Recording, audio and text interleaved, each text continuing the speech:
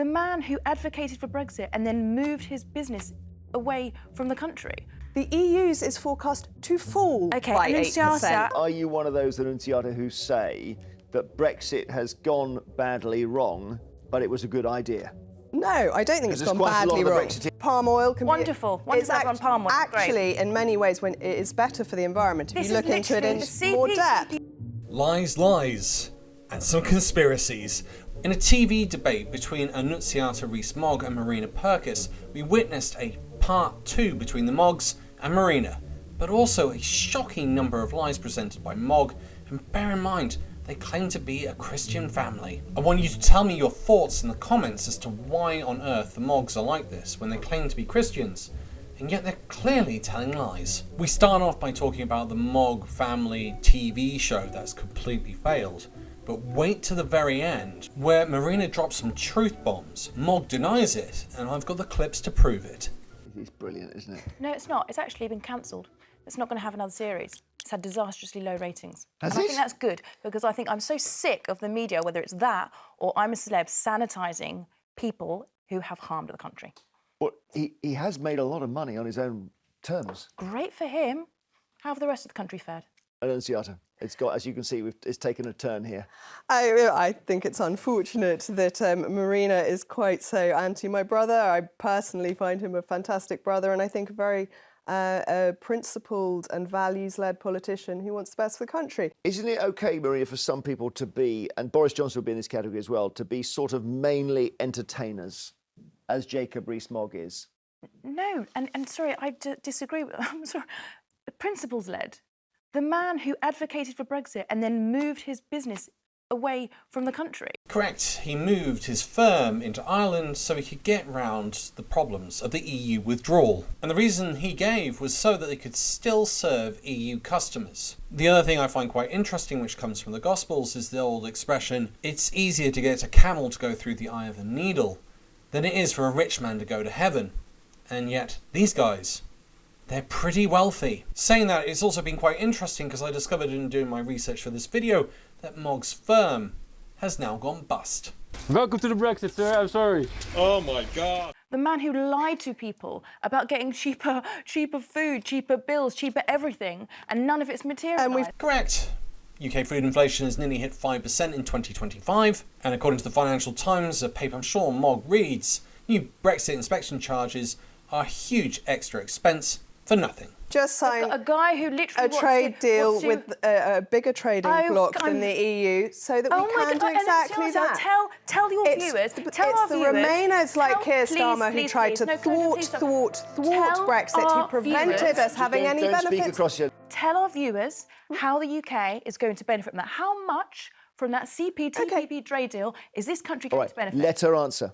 So it is forecast to be in the billions, but the important thing is... Under 1.8 billion. The important thing is... 1/50 of what we've lost. Let her answer. Their growth has been averaging and forecast to continue averaging 8% a year. The EU's is forecast to fall by 8%. I couldn't find anything to back up her claim. 8%, I have no idea where she's got that number from. It's about 2.3%. which is 0.3% more than the Eurozone. And those billions, it turns out to be 1.8. That's the equivalent of the Manchester City football team, but over 10 years. Or the equivalent and similar value to our toilet paper industry. The Moggs can talk about this trade deal as much as they like. There's a thing called gravity. You trade with the people nearest to you, the most. End of. Unless you can make an instant teleportation system, there is no way on earth you can change a trade deal with the EU and make it better by having it on the opposite side of the world. It's impossible, and yet they keep banging on about it as if it's some sort of God-given gift. We already had trade deals with 9 of the 11. Are you telling me Brunei and was it Malaysia are going to make us have this prosperous impact? Bob and Bolton, but we didn't get to do it tariff-free, and a lot of the products are ones that we cannot produce here. Whereas there are ones they can produce in the palm EU. oil? Like what? Oh, palm oil can wonderful. be... Wonderful on palm oil. Actually, in many ways, when it is better for the environment, if you look into it in more depth. A really patronising comment, if you look into it with more depth. I assume part of the reason why she's doing that is because she's rattled, as she should be, because trying to defend palm oil isn't a very bright idea. As much as it can give off the appearance of being this bright green lush land, the truth is, for it to be able to get to that point, it's got to burn a lot of stuff and a lot of land in order for you to be able to grow that palm oil there. And that is one of the biggest concerns that environmentalists have. You're burning peat, which is also a carbon-rich soil. So not only are you actually burning the land and creating carbon dioxide into the atmosphere, it's the peat as well, and you're releasing that into the atmosphere. It's like celebrating finding a tenner after you've thrown your wallet in the sea. All right. Brilliant from Marina, absolutely spot on. Are you one of those, Annunziata, who say that Brexit has gone badly wrong, but it was a good idea? No, I don't think it's gone badly wrong. wrong. A lot of the Brexiteers seem to be saying that. I don't think it's gone badly wrong. I think our governments have successively not made the most of it, that we haven't withdrawn from most of the EU regulations that we should have, and we should be looking much more to the rest of the world. Except the more we diverge, the bigger the problem. The UK has multiple land borders with the EU, Gibraltar, Cyprus, and also Northern Ireland. And the problem is, the greater the divergence, the more necessary it becomes to have checks. But the more checks, the slower the trade. But the fewer checks, the quicker the trade. But also, more likely, you're going to damage British business. This is a no-win situation, and the EU found a middle ground. And now it looks like Keir Starmer will be trying to take us We'll back talk about that into the later. back door. I've never heard so many conspiracies in such a short space of time. It would almost be impressive if it weren't for the fact it was so crazy. I'd love to know, tell people which regulations specifically do you want to deviate from, and how's that going to benefit our viewers?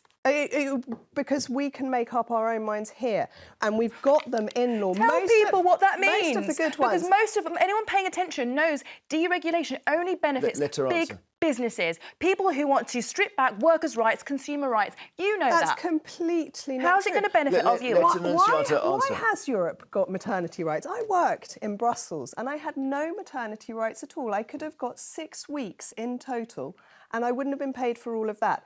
It's Britain that has the stronger rights than most of the EU. She's asked to provide benefits, and she starts slagging off the EU for Belgium's policies on maternity leave.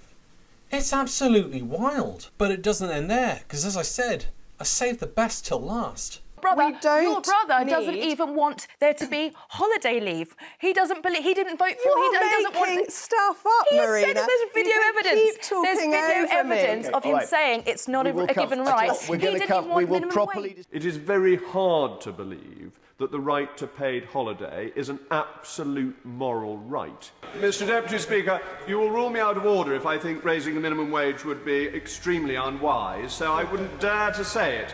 And I want to urge Her Majesty's government to go much further, to abolish national pay bargaining altogether. I would love to hear your thoughts in the comments, because I watched this and just thought, what a wackadoodle. And Marina did a, as usual, fantastic job of holding her to account. Let me know your thoughts in the comments. Was Mogg lying?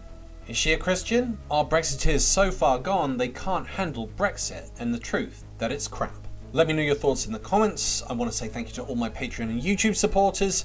If you'd like to support this channel, there are links in the description. Otherwise, thanks for listening. Bye for now.